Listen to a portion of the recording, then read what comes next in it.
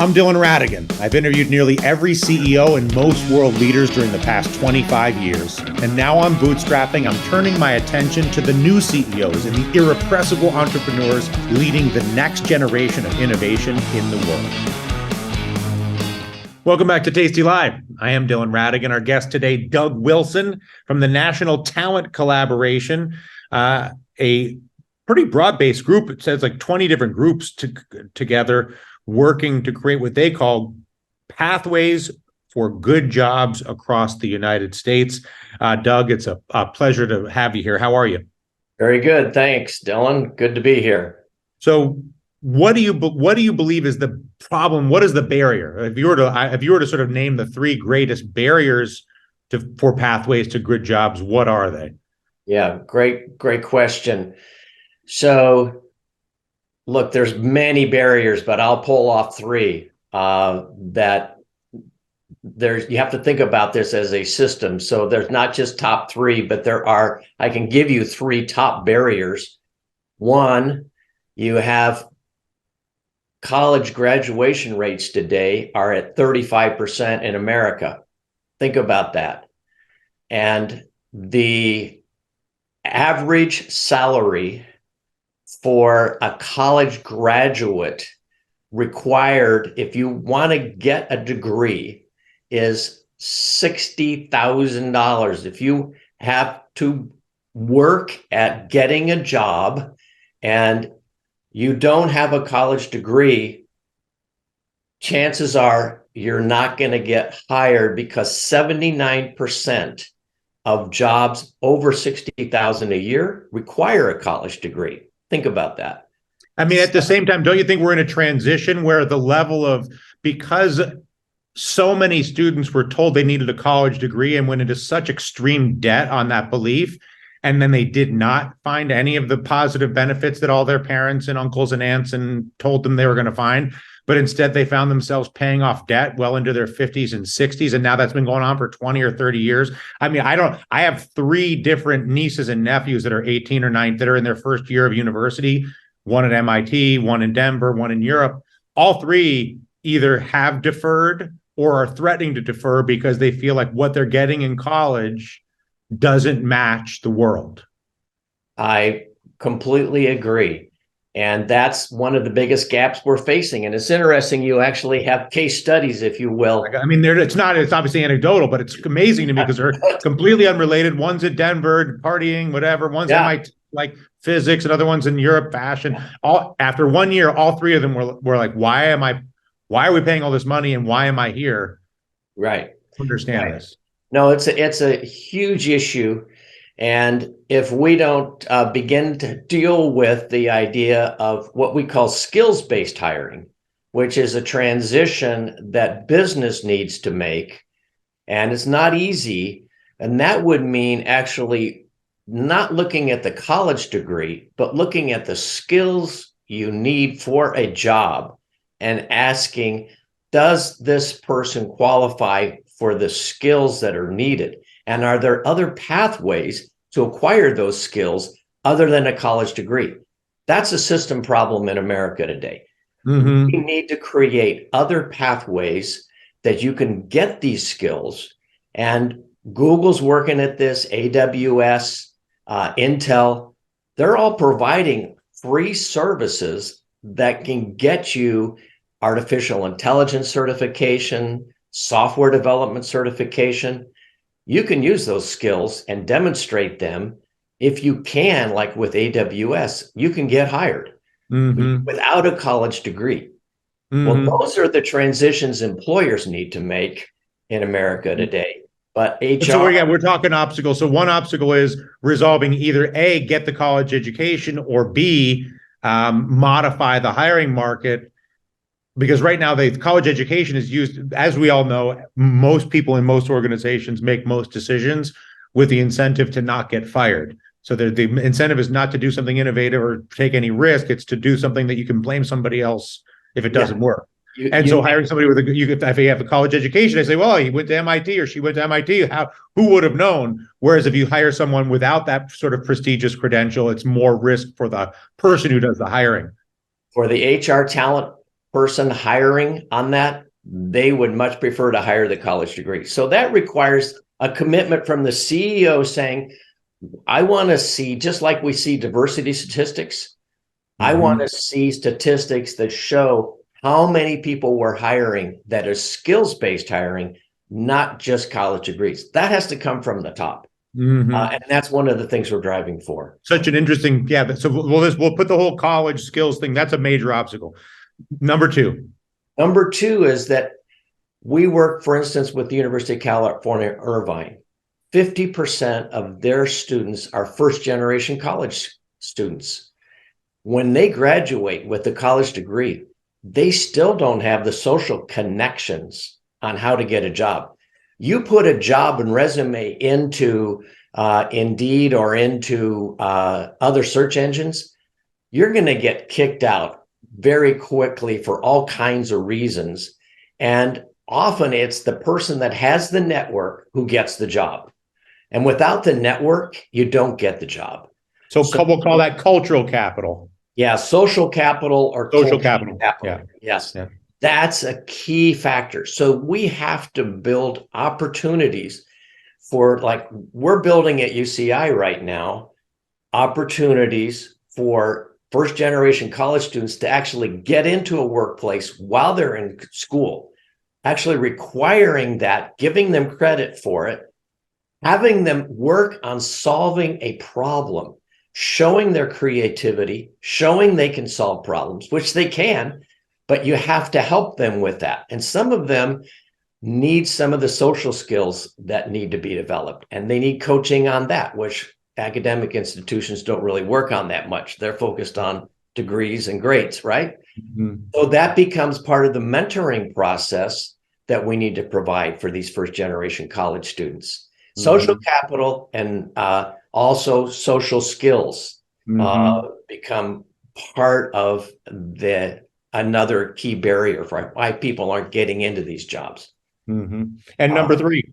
Number three, it's interesting. I would say that you have, out of that 65, 70% that aren't going to college, they are culturally groomed to go into lower paying jobs coming out of families that they do not know how to pursue or even imagine what an opportunity could be in a high paying job. So you have to awaken the imagination, help them see this. Many of them have never even walked into an office before, never been in a company. They've been surrounded by others that are doing waitressing, working in movie theaters, doing those service jobs that help you survive. Don't open up the world for all kinds of choices you could make if you knew it was available. So we've got to get into the high schools and begin awakening their imagination with what we call career exploration experiences in business that they can see. This is a whole new world. This can be your world. We can help you get there. So those are three really compelling challenges: the educational component, the social capital, and then also I'll call your last one situation, self-awareness, we'll call it. Yes. With what's even, who am I and what's possible. And so then describe to me your organization and how the hierarchy and how your organization operates in a way to try to tackle those three problems, and I'm sure others. Yeah. Well, great question. So first of all, a little background. Myself and another former CEO of a Fortune 300 company, actually in Chicago, it's called Ascendant. We worked together in Orange County to pull together 55 CEOs in our county that wanted to address this problem and said, we have a talent problem in our county. We have in Orange County, California, a whole area of people that are falling behind and not getting the jobs they need. We had a growing number of low-paying jobs and not enough high-paying jobs. So we had to solve both the high paying job issue and the talent issue as well in our county. We got to work on that. And when we started looking at how to solve the talent issue that we just talked about, those three problems, we said, this is not something we can just solve on a county basis. This requires new federal policies. It requires new state policies. It requires new ways to think that require us as a community, a state, and a country to reimagine how we can create agile, inclusive workforce for our future in America. So give me an example of a federal policy that could be changed that you think would have an impact. Perfect. So I can give you two real quick. One is we advocated with Penny Pritzker's facilitation from Chicago. We were in Washington, D.C. We had a meeting with people from the White House, Congress, Department of Commerce, Department of Labor.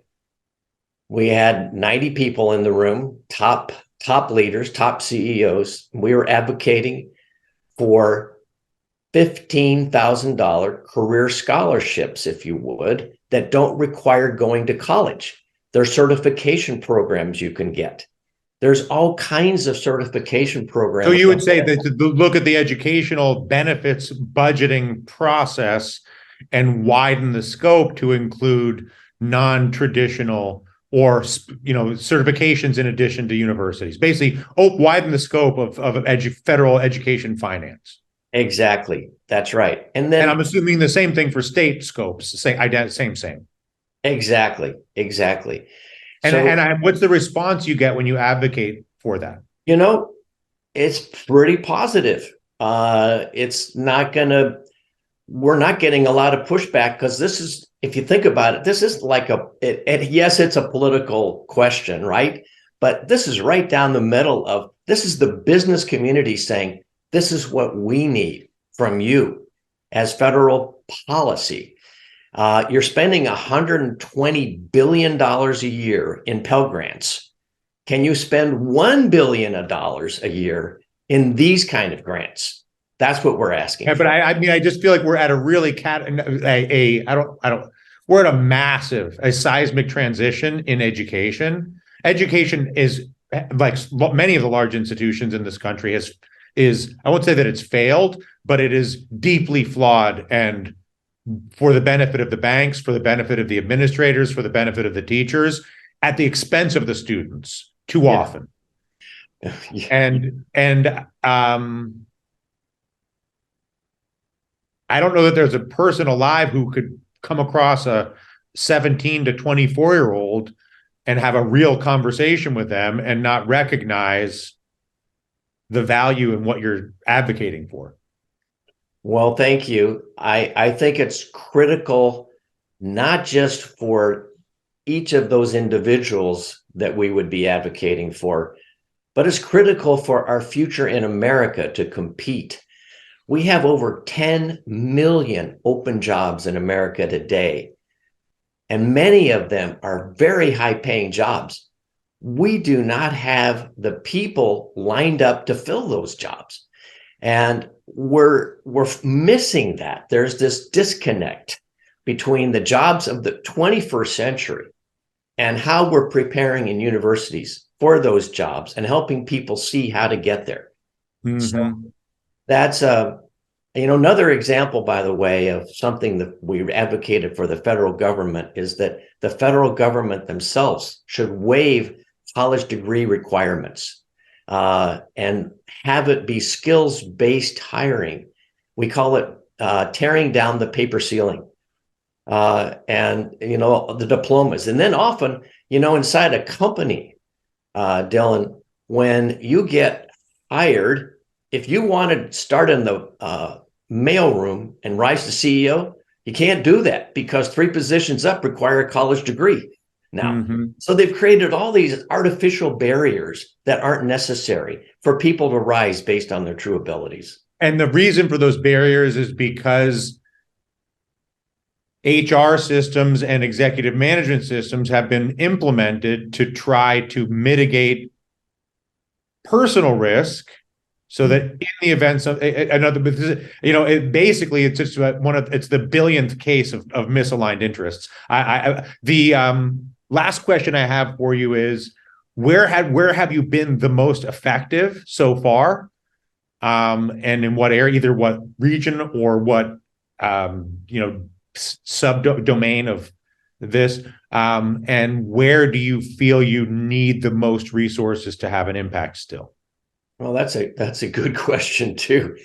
So I think that there's many points of light out there where our 25 regions are doing amazing things.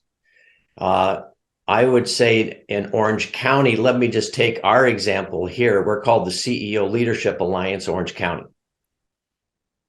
We have a partnership with Google, and we have now over 1,000 high school students in Anaheim, where 24,000 kids are in the school system there in high schools.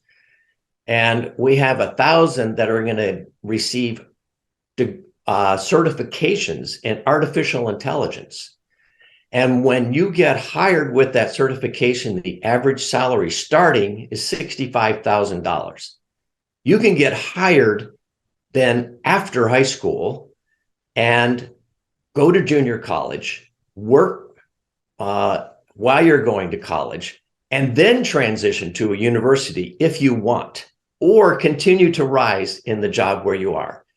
That's a great success story. And last question, and where do you feel like, if you were a magic genie and you could solve your biggest pain point right now, what would it be, other than obviously more money? I'm sure always more resources, but if there's a specific situation or area that you feel like was really, I think if we can drive the skills-based hiring, and make that more effective, that means working with business and HR.